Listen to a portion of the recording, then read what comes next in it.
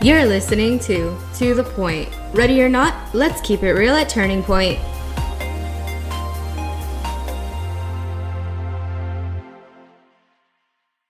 More often than not, the unexpected happens. Life comes with real challenges. The reason we're here is to have those hard conversations, to grow and to realize we're not alone. Ready or not, let's start understanding more about the darkness of domestic violence from a woman who's been there and found her way out by realizing she had become the offender. So Pat Acosta is with us today, and she has a presentation called Desperate Journey. Everybody has a story to tell, which I just love because it just lines up with what we do. So we've got Pat Acosta joining us. We've got Sherry Love, our nurse manager, Nikki on the headset. And again, I'm Debbie Taylor. So thanks so much for joining us, Pat. We're happy to have you. You were here and did your talk on domestic violence from the perspective of working within and kind of giving women and men who are victims resources, but today you're joining us to tell your own story, and so we're excited to hear what you have. You're just a phenomenal woman, but I know that the journey to get to where you are today has been hard. Well, thank you for having me back. And talking about my own story, believe it or not, it's something that is not as easy to talk about when I do presentations about programs in general. Even though I've been doing it for a while, one thing I'd like to share is that I was doing one of my first presentations and I still get flashbacks, believe it or not. Something might trigger things that I had blacked out. I remember I was doing a presentation in Taos, and as I was presenting, someone asked a question in the audience and it took me to a different place. And then I came back and I told my executive assistant, Samantha, you know what, we got to add this to it now. And we changed pictures, we added, just because I think as a survivor, you don't realize how much you hide or how much you put and you just forget or black it out. So it's interesting. And I don't know if I might get some other insights as we speak, but thank you for having me back and talk about my story. I'm basically a person who started experiencing domestic violence very young. I want to start by saying that I was not one of those victims who witnessed domestic violence growing up as a child.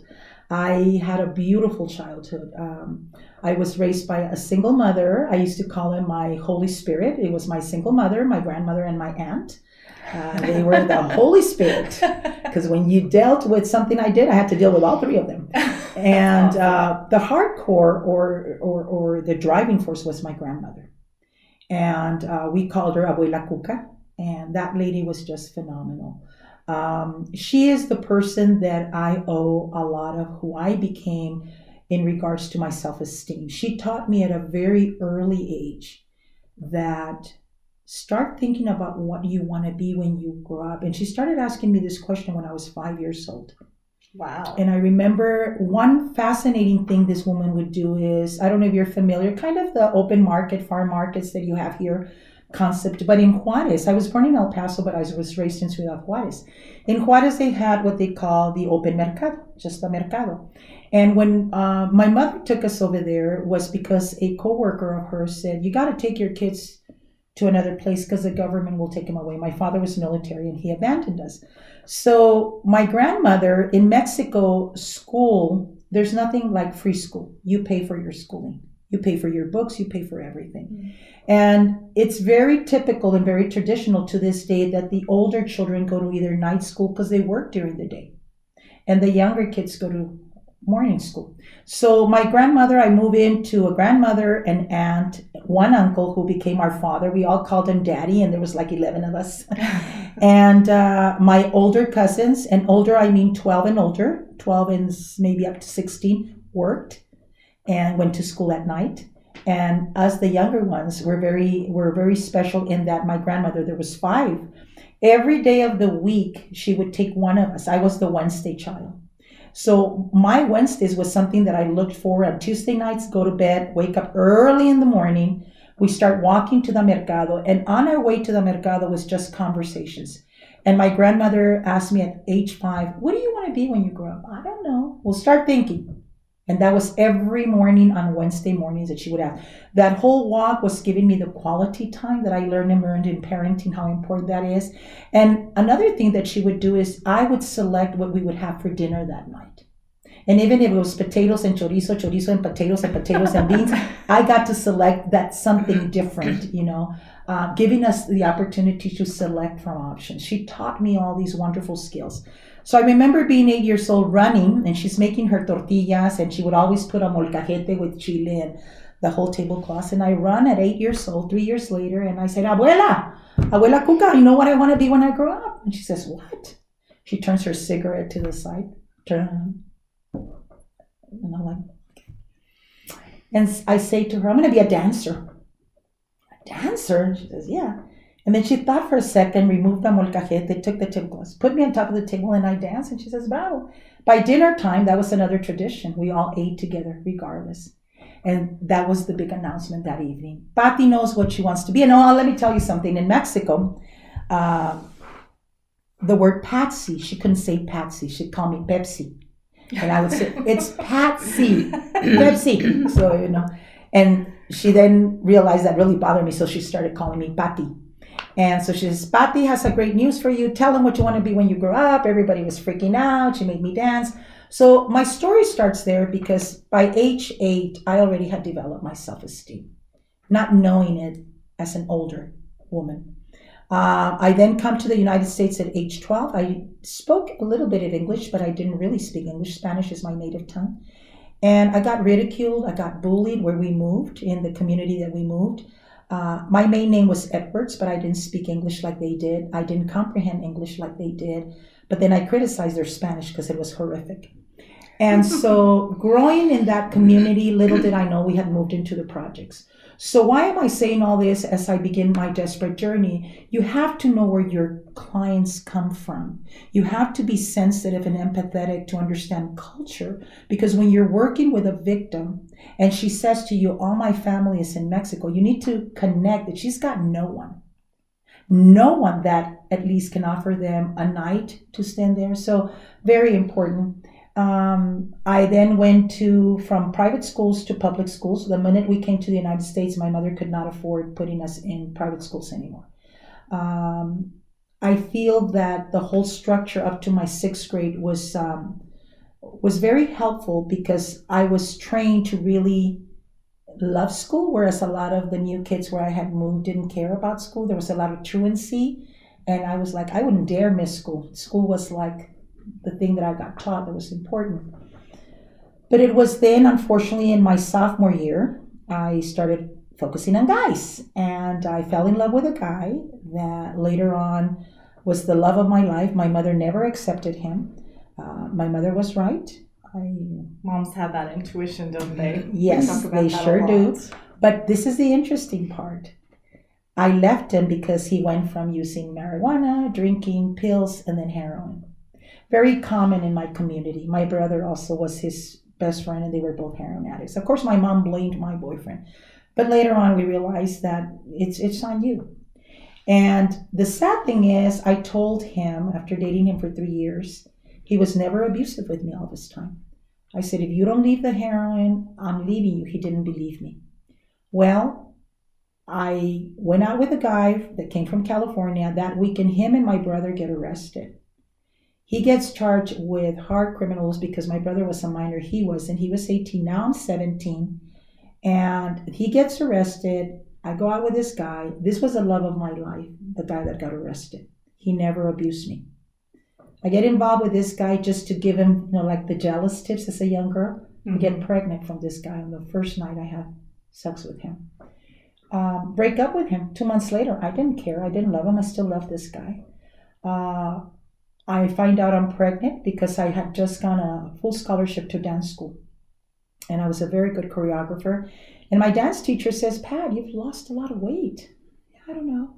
She talks to me about family planning, takes me to a place very similar to what you guys do.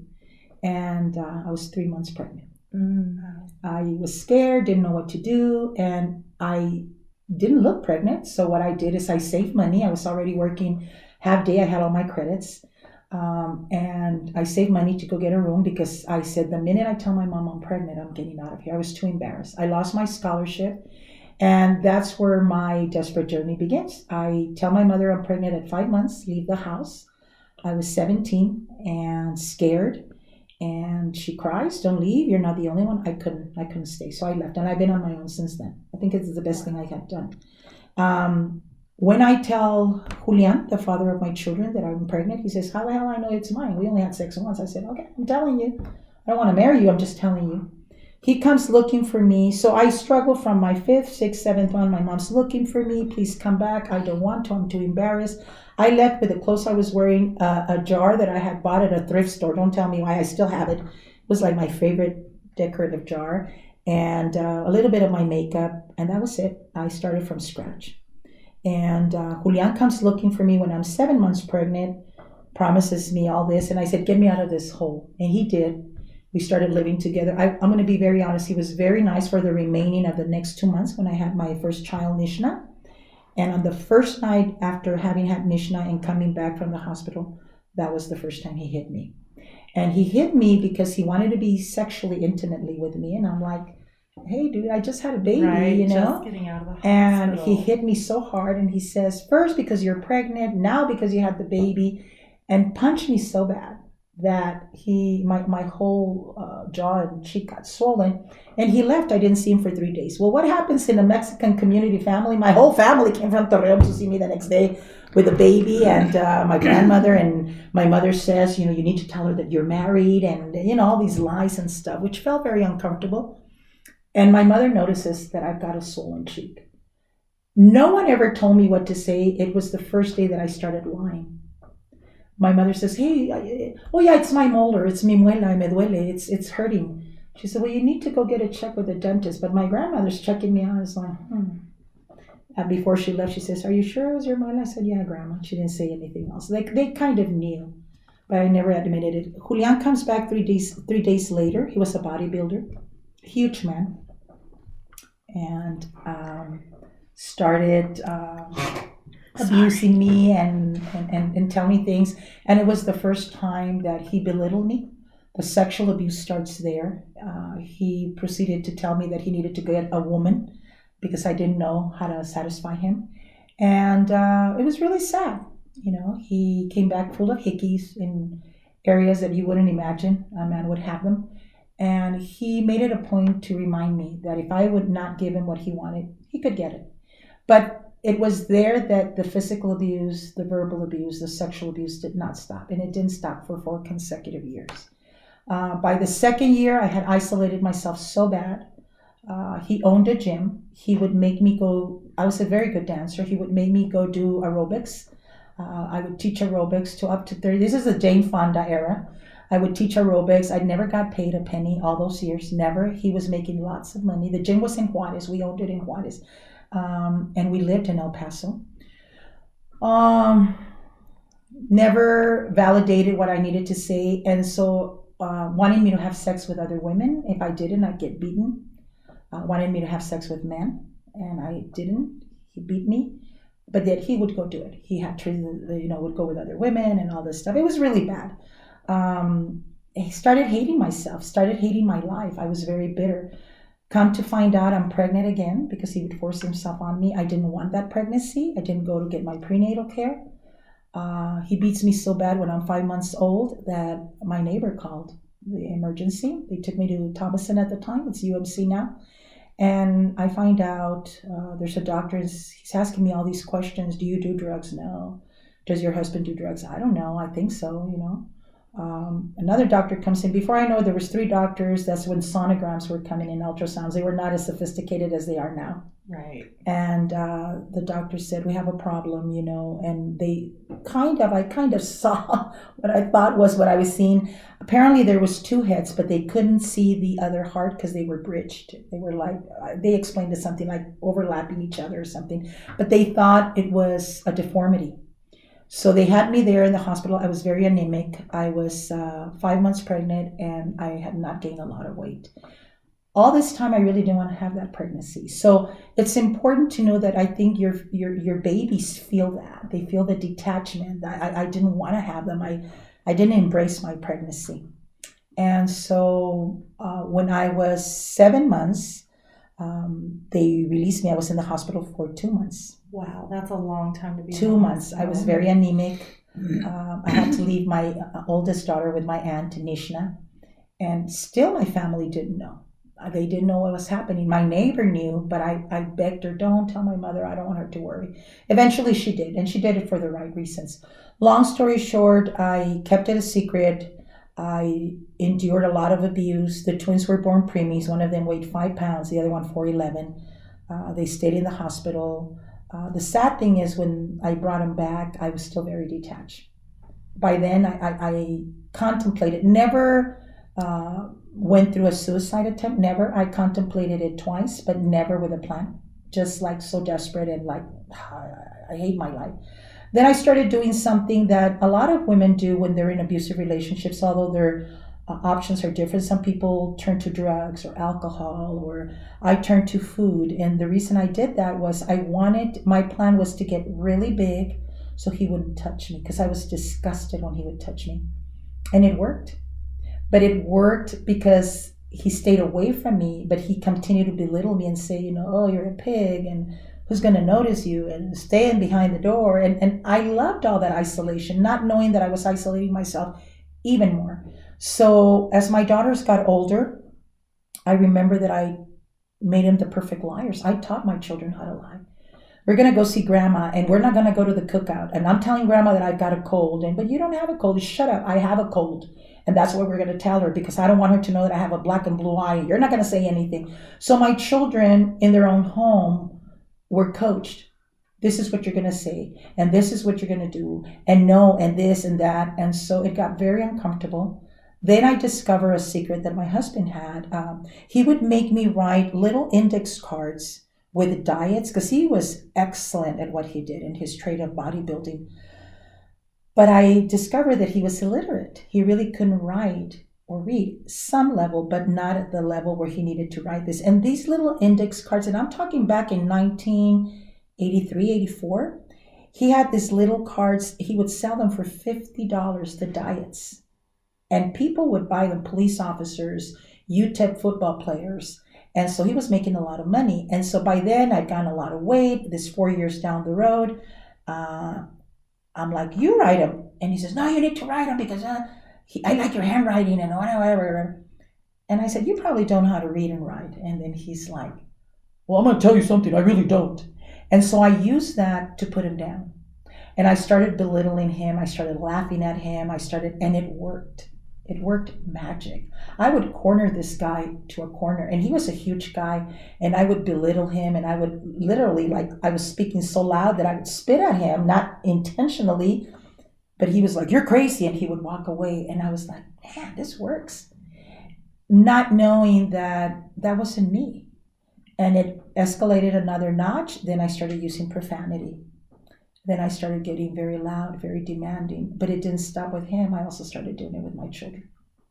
The beatings continue when he wasn't beating me every day like he usually did, but he would beat me on weekends, and he would say, you're your big mouth, and so I then started dealing with my life angry. I would wake up angry. I would go to bed angry.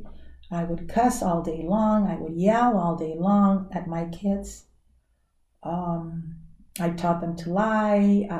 It was just horrific. I gave my daughters a year of hell. And I remember one night, we had a basement in our home, and that's usually what he would drag me. And so the girls wouldn't hear. But the girls had already witnessed a lot of the abuse. One of my twins, Jacqueline, was my mediator.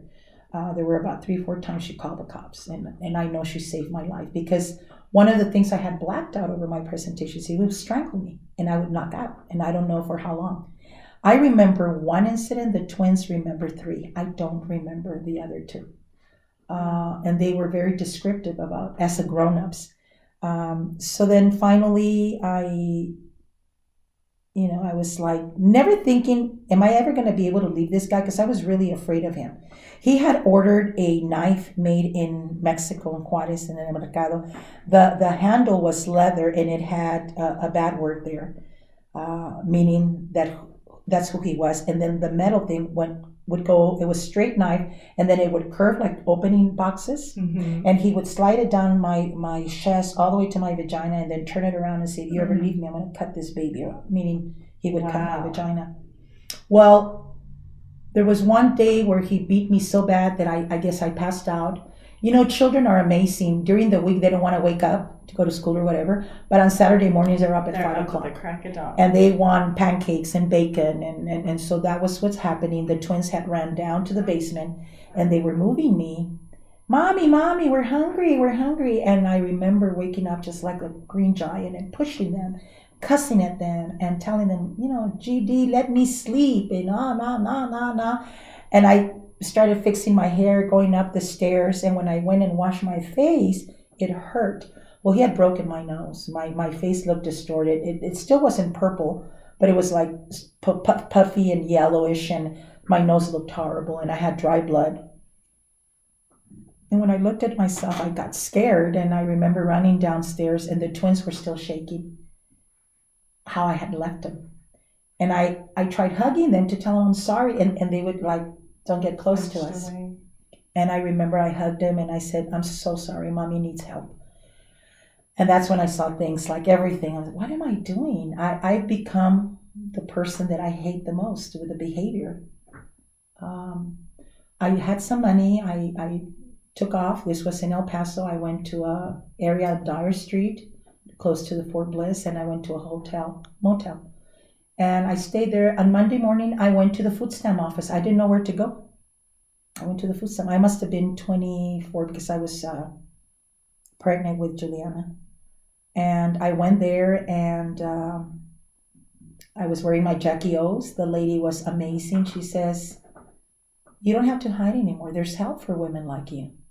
And I'm like, no. Well, you can go to a shelter. No, I don't need a shelter. And I was able to stay on my own for about 2 months. I had money to pay.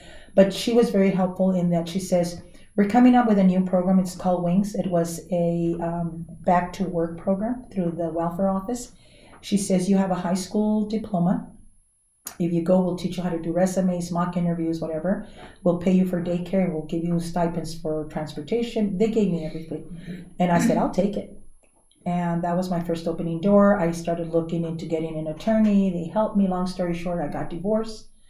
Then I went and filed for divorce. Come to find out they wouldn't divorce me. The state of Texas wouldn't divorce me because I was pregnant until the baby was born. It was ridiculous. Yeah. Wow. So you had 3 kids. I had 3 and I was pregnant. And that's so. How long between the time that you had found the kids shaking downstairs till the time you left? What was that time frame? That same day I left. That same day. Yeah, I packed my So you bags had never thought about leaving, and that day you left. No. Well, I had left him. No. I had left him about 4 or 5 times, but I would go with a friend and stay a weekend there and come back. I didn't want to burden my family financially.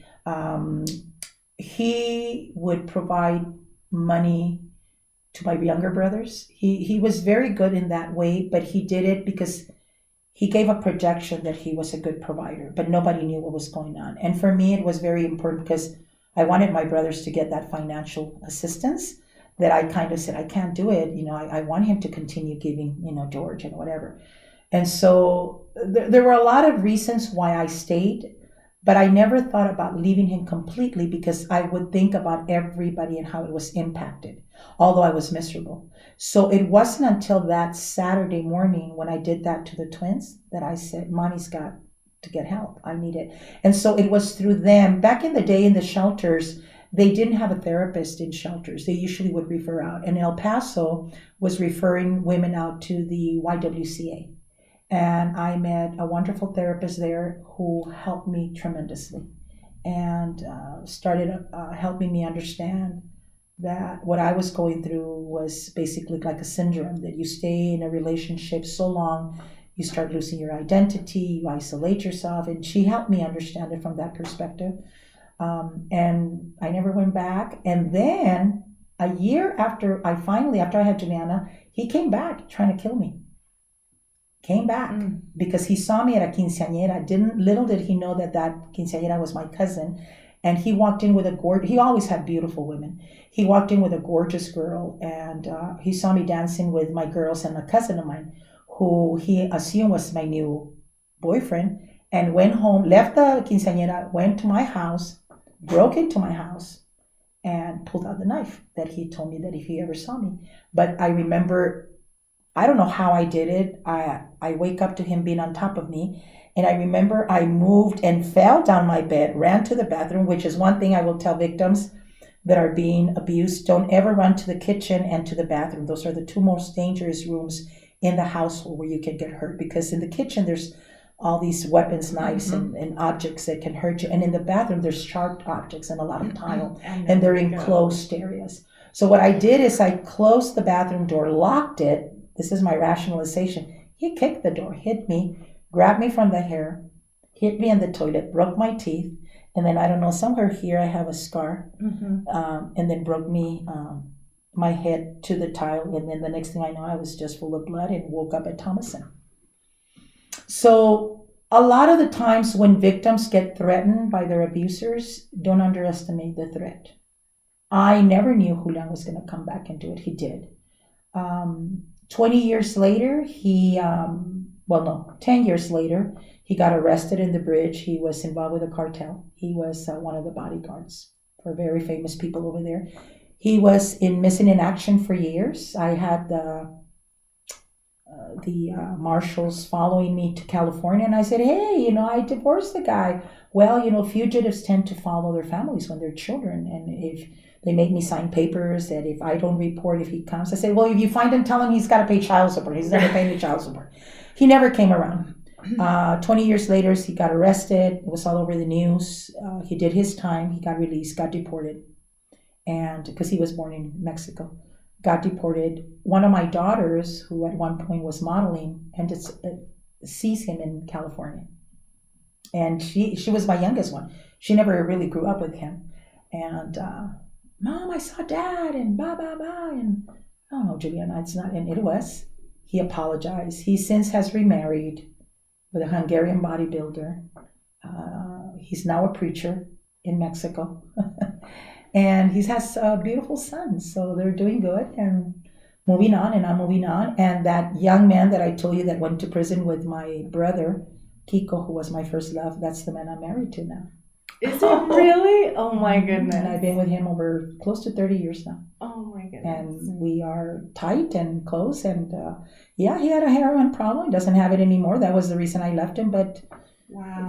So I also tell women, love is out there. And a lot of women who be abused, especially when you're really young, like I was, you feel like, I don't want to get involved in another relationship. And that's not the way we should think. Life is beautiful, and when it's true, let it go, and if it comes back, it was meant to be. And I think that's the story of me and Kiko, and that's who I'm with, and raised my children. Especially Juliana loves him as a dad. That's the only dad figure they've had. So yeah. Wow.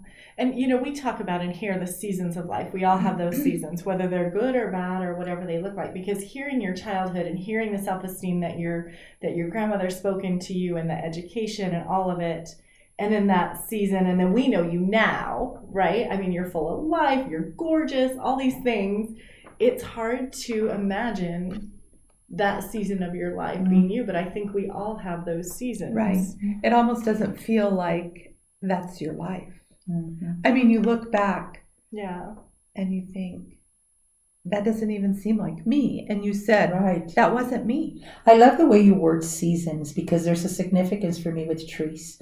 I really feel that if I wouldn't have had that root my grandmother had instilled in me, because I lost it. Yeah. When I was going through my darkest moment, I lost my esteem. I hated myself. I did things that I didn't realize were going to hurt me so bad in moving forward with years to come. But it was the time that I was then. And I think that if I wouldn't have had that root from my grandmother, I don't know where I would have been able, or would I have been able to jump back as quicker as I did. Some women that come to our shelter and our services don't have that. They were abused children. They were children who saw their parents being abused. They had no model of women that were strong. I had 3 women that were extremely strong in my life. My grandmother was the first one.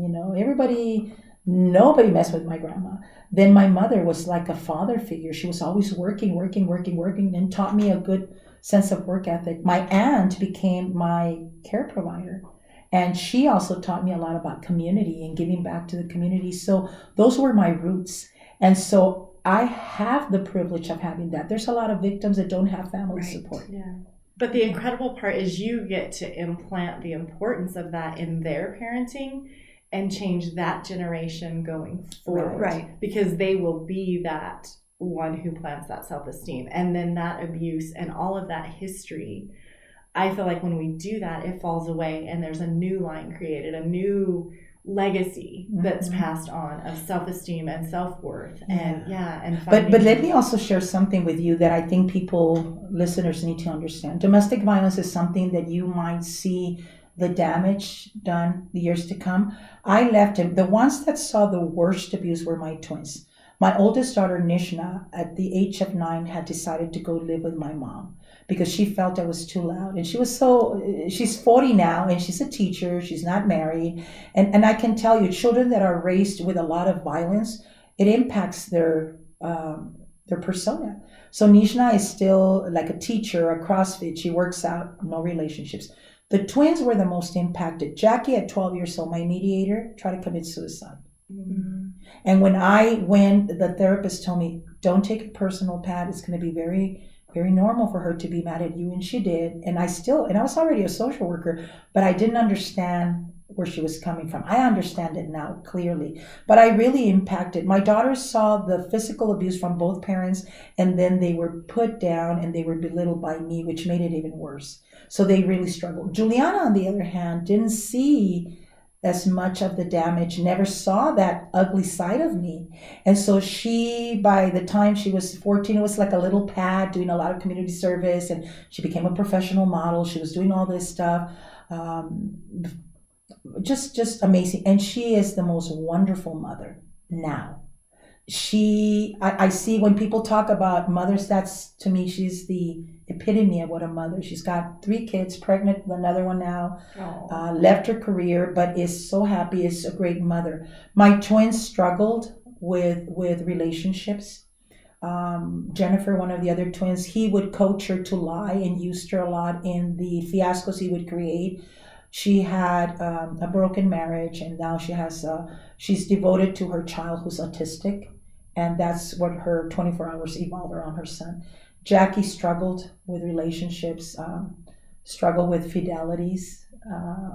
Their dad was a womanizer. Jackie so it's amazing, and but now we're at a point as grown women where we talk about these things. We have conversations. I didn't have a relationship with one of my twins for over 13 years. Wow. There was hate, there was resentment, and I had to give her that space. She was wrecked. And I said, I'm here whenever you're ready. And it took her 13 years. So we have to understand that our actions, and this is the difficult part, even as victims, we have accountability. Yeah. Right now in the state of New Mexico, people need to know that Child Protective Services is starting to understand that domestic violence and exposing children to that is very damaging. So they are addressing those things. They are asking us to do assessments on families where there might be abuse so that they can start making decisions, because it's not just waiting until something tragically or for a child to get hit. A child being exposed to their parents fighting, or even just verbally, it's already traumatizing. It impacts them, and that gets into the whole ACE thing, and I love that. I could have a whole discussion on that because it makes a big difference. But I'm glad that you guys are having those conversations, because that's so much a part of the healing process, is just talking and having those conversations. I remember my daughters invited me when they were all like, Nishna was 21 and the twins were 20, and they invited me to dinner, and one of the twins had the courage. She says, Mom, we're going to tell you something, but don't get pissed. And I was like, how do I know? Have you seen the movie Mommy Dearest? And I'm like, no. Well, you need to see it. And they laugh, and when I saw it, no wire hangers. And I'm like, oh my God, that was me. That was a scene from me. But the sad thing out of that conversation that just got me crying, they said, Mom, we used to fear you. We did not, because they were great kids. To this day, I don't know what it is to struggle with kids with drugs. My kids were good kids. My kids were A students. But you know what? When at 20 and 21, they told me, we feared you. We were afraid of you. No child should be afraid of their parent. They shouldn't. And guess what? I can't go back and take that away. I damaged my kids from my actions for a whole solid year, plus the 4 years that they saw of what Dad and I went through, that's 5 years that my kids were exposed to nothing but violence, and it damaged them for their life. I'm glad now they move forward, and I think their faith is what has helped them. They've forgiven me, and I'm very blessed for that. And we've reconnected, and they accept me for who I am. They know I'm crazy. They know I'm blunt, but they also know that I was imperfect. Yeah. But I owned it. all are. Yeah, and I think that's such a beautiful part to own it and then start having conversations so that it doesn't go forward. That's the best thing that we can do. Yeah. Well, thank you so much for being Thank you. here today. If any of this resonates with you, again, hotline advocates for domestic violence are available at 1-800-799-7233 and through online chatting at hotline.org. And make sure to subscribe on YouTube, like us on Facebook, follow us on Instagram, visit our website and download or subscribe to our podcast. We'd love to hear your reviews and your feedback. Pat, thank you again for being here. You are an incredible woman, and this just makes me admire you that much more, knowing what you've been through and that you're just incredible. So you are a perfect example of remembering stars can't shine without dark clothes.